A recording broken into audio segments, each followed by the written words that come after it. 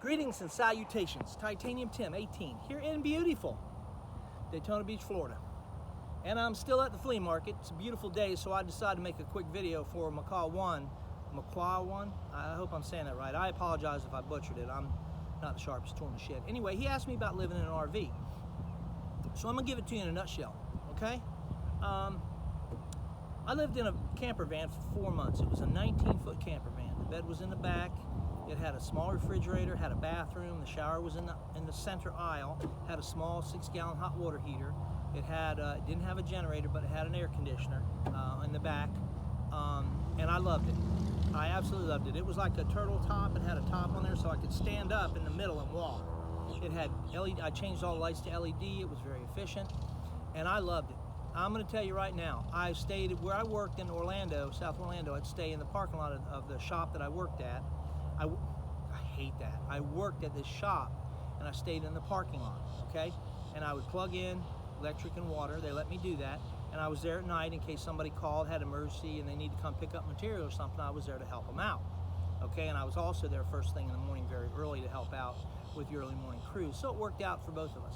But here's what I would do. On a Thursday afternoon, I'd take my camper van and I'd go down to the Haitian laundry. These Haitians had a laundry down in Orlando, and I'd take it in there. The laundry was $1 a pound. So I'd take it in there and they'd wash it and fold it for $1 a pound. I'd come back Friday afternoon, I'd leave work, and I'd go by there and pick it up. Usually it was $18, I'd give them a 20. And I'd wheel the stuff right out to my van. Hangers went right where they hung. Clothes went right in the drawer, okay? I had enough storage inside for me. And then I would drive to New Smyrna, off of Highway 44 is a Walmart there, and I'd stay in that Walmart at night, go in there and talk to the manager. I'd go in there and get some groceries and stuff, talk to the manager, say, I'm staying in a camper van. At the far end, I'll be gone first thing in the morning. He always said, no problem. Thank you for letting me know. And I never dumped there either. That's not a good thing to do.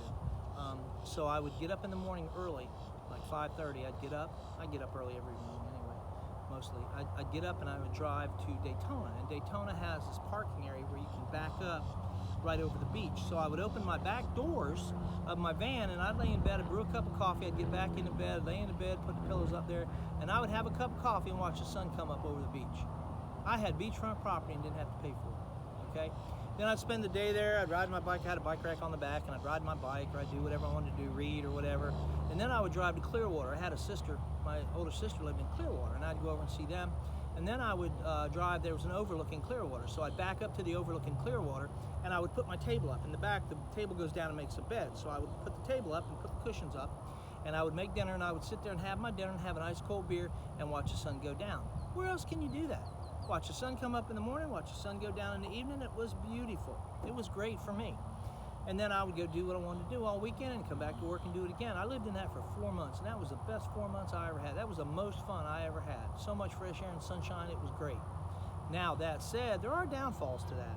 You know, if it breaks, you're living in it. You got to go to a shop that's either going to let you live in it while it's there, or you got to get a hotel room. Hopefully it won't break severely so you're down for a long time.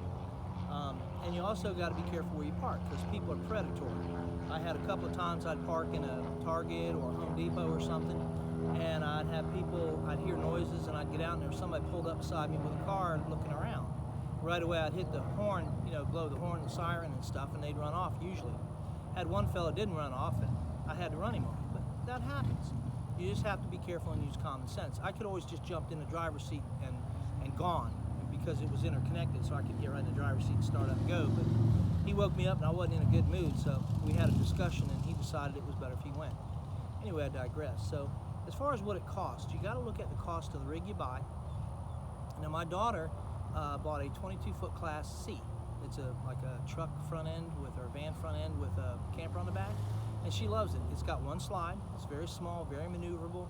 It's still like driving a brick. She only gets about 9-10 miles to the gallon. It's still like driving a brick. But I think her payments are $400 or $500 a month, something like that. You know, and you can get something like that relatively inexpensively overall, but you figure you're living in that, and then if you go to a campground, they're going to charge you anywhere between $300, $600, some of them are $1,000 a month, depending on where you go. Okay, so you got to be careful and pick them. But if you're mobile, if you're very mobile, if you move around a lot, that's the way to do it. If you move around a lot, that's the way to do it. Now, my older brother has a 40-foot Class A, and my younger brother has a 40-foot Class A. My younger brother and his wife live in it, and they travel. They'll come back here for a month or two, then they'll go somewhere else for a month or two. They move around a lot. But they don't move around a lot. I mean, they go somewhere and they stay for a month, or they come here and they stay for a month or two. So they would probably be better off with a fifth wheel because they could leave it there and then they could take their truck and be mobile. Of course, he tows his truck anyway, so it's a moot point with him.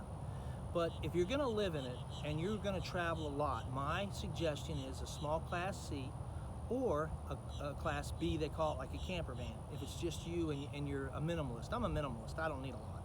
You know, I can live with just a little bit of stuff, some clothes and everything else, and I'm good. But it all depends on what you want out of life and what you want to do with it. Now, I've graduated from the van to a 34-foot travel trailer.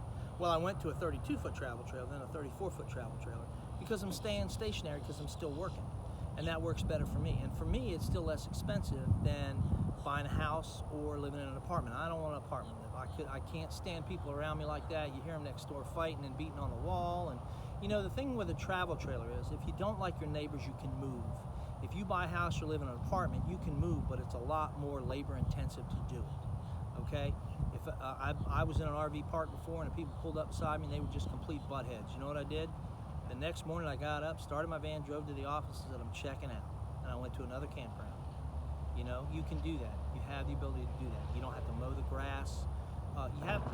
You can keep your RV clean, wash it, and all that stuff. You don't have to mow the grass. You don't have to worry about the rocks and the plants, the flowers, the trees, and all that stuff. But if that's what you like, everything is a give and a take, really, in my opinion. But in my opinion, and your RVs, you can get an RV for as little as a few $1,000s, or you can spend $1 million, $3 million.